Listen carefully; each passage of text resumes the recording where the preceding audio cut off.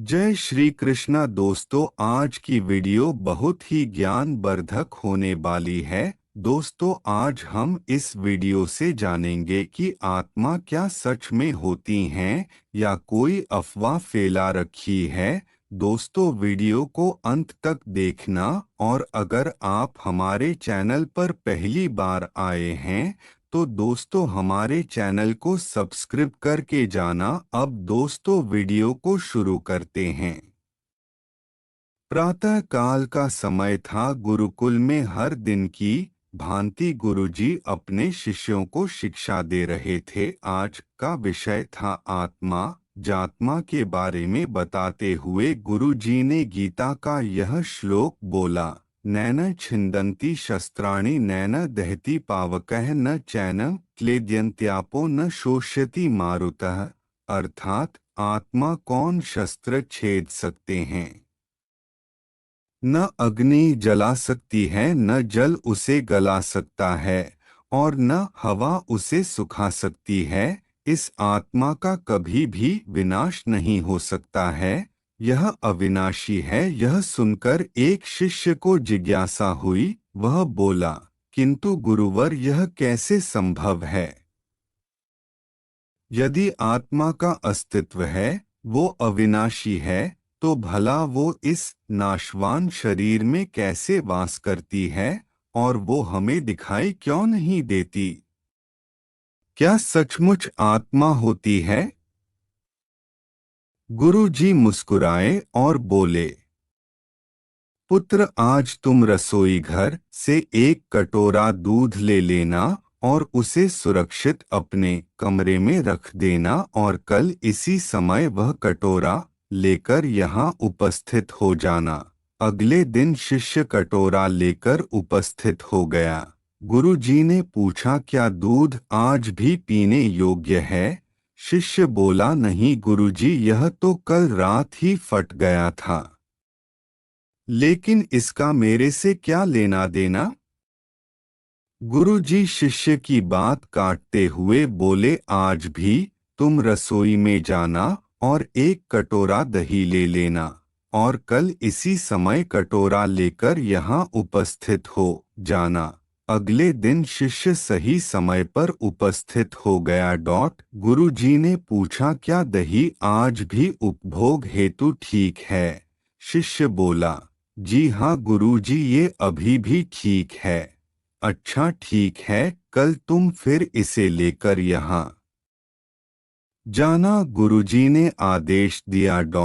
अगले दिन जब गुरुजी ने शिष्य से दही के बारे में पूछा तो उसने बताया कि दही में खटास आ चुकी थी और वह कुछ खराब लग रही है। इस पर गुरुजी ने कटोरा एक तरफ रखते हुए कहा, कोई बात नहीं, आज तुम रसोई से एक कटोरा घी लेकर जाना और उसे तब लेकर आना जब वो खराब हो जाए। दिन बीतते गए पर भी खराब नहीं हुआ, और शिष्य रोज खाली हाथ ही गुरु के समक्ष उपस्थित होता रहा।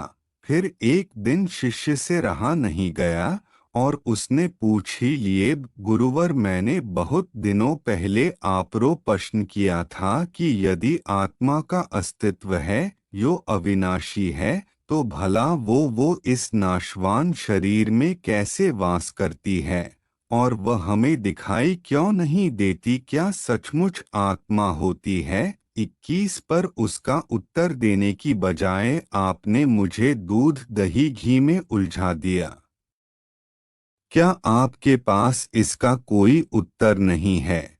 इस बार गुरुजी गंभीर होते हुए बोले, वत्स, में ये सब तुम्हारे प्रश्न का उत्तर देने के लिए ही तो कर रहा था। देखो, दूध दही और घी सब दूध का ही हिस्सा हैं। लेकिन दूध एक दिन में खराब हो जाता है, दही 2-3 दिनों में, लेकिन शुद्ध घी कभी खराब नहीं होता।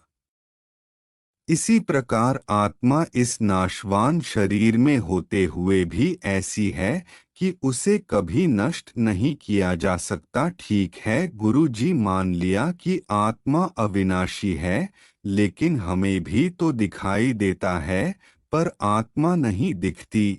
शिष्य: गुरुजी बोले, घी अपने आप ही तो नहीं दिखता न। पहले दूध में जामन डालकर दही में बदलना पड़ता है, फिर दही को मथकर उसे मक्खन में बदला जाता है, फिर कहीं जाकर जब मक्खन को सही तापमान पर घंटों पिघलाया जाता है, तब जाकर घी बनता है।